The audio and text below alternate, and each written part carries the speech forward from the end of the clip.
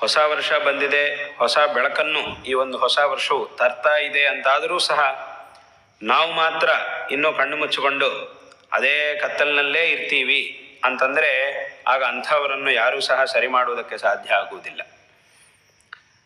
ಹೇಗೆ ಸೂರ್ಯ ಉದಯಿಸುವಾಗ ಆ ಉದಯಿಸುವಂತಹ ಸೂರ್ಯನು ನಮಗೆ ಕೊಡುವಂತಹ ಒಂದು ಕಾಂತಿ ಏನಿದೆಯೋ, ನಮಗೆ ಕೊಡುವಂತಹ ಒಂದು ಶಕ್ತಿ ಏನಿದೆಯೋ, ಇಡೀ ಜಗತ್ತಿಗೆ ಸೂರ್ಯನು ತನ್ನ ಕಿರಣಗಳ ಮೂಲಕ ಕೊಡುವಂತಹ ಒಂದು ಶಕ್ತಿ ಏನಿದೆಯೋ ಅದನ್ನು ಚೆನ್ನಾಗಿ ನಾವು ಅನುಭವಿಸಿದಾಗ ತದ್ವಾರ ನಮಗೆ ಎಲ್ಲ ರೀತಿಯಲ್ಲೂ ಫಲ ಅನ್ನುವುದು ಸಿಗುತ್ತೆ. ಅದೇ ರೀತಿ ಇಂತಹ ಒಂದು ಬೆಳಕನ್ನು ಈ ಹೊಸ ವರ್ಷವು ತಂದಾಗ ನಾವು ಕಣ್ಣು ಮುಚ್ಕೊಂಡಿದ್ದರೆ ಅದರಿಂದ ನಮಗೆ ಯಾವುದೇ ಫಲ ಅನ್ನೋದು ಸಿಕ್ಕುವುದಿಲ್ಲ. ಆದ್ದರಿಂದ ಒಂದು ಒಳ್ಳೆ ಈ ಕಾಲವನ್ನು ಉಪಯೋಗ ಮಾಡಿಕೊಂಡು ಈ ಒಂದು ಜೀವನವನ್ನು ಸಾರ್ಥಕ ಮಾಡಿಕೊಳ್ಳಬೇಕು.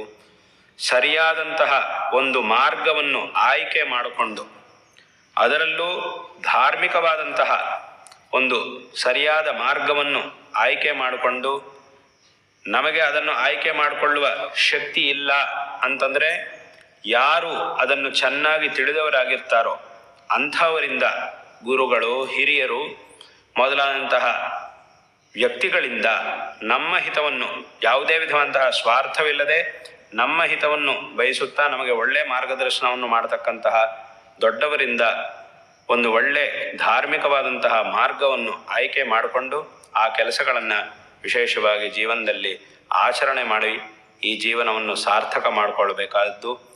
ಇಂತಹ ಒಂದು ಕೆಲಸವನ್ನು ಈ ಹಿಂದೆಯೇ ಪ್ರಾರಂಭ ಮಾಡಿದರೆ ಅದನ್ನು ಇನ್ನಷ್ಟು ಹೆಚ್ಚಿನ ರೀತಿಯಲ್ಲಿ ಮಾಡುವುದಕ್ಕೂ, ಮತ್ತು ಇದು ಇಲ್ಲ ಅಂತಂದರೆ ಈಗಲಾದರೂ ಹೊಸದಾಗಿ ಇದನ್ನು ಪ್ರಾರಂಭ ಮಾಡಿ ಅದನ್ನು ಹೆಚ್ಚಿನ ರೀತಿಯಲ್ಲಿ ಮಾಡುವುದಕ್ಕೂ ಒಂದು ಪ್ರಯತ್ನವನ್ನು ಇವತ್ತಿನ ದಿವಸದಿಂದ ಪ್ರಾರಂಭ ಮಾಡಬೇಕಾದ್ದು ನಮ್ಮ ಕರ್ತವ್ಯ.